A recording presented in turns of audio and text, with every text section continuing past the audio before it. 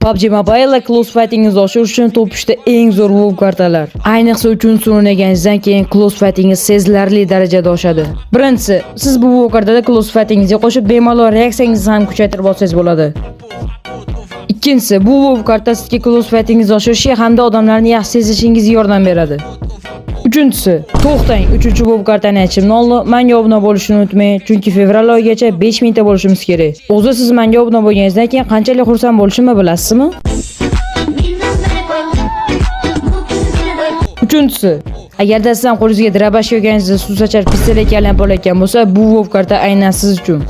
Chunki bu WoW kartada Close Fighting'ingizni 1% dan 100% gacha bemalol oshirishingiz mumkin.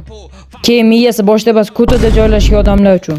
Bu kartalarda siz 5 minut o'ynab kuchli bo'la olmaysiz. Har kuni kamida yarim soat yoki 1 soatdan mashq qilsangiz o'yingiz sezilarli darajada oshadi. Shu videoga poqqa mahal etmaydigan bu to'rtog'ingizni atmakka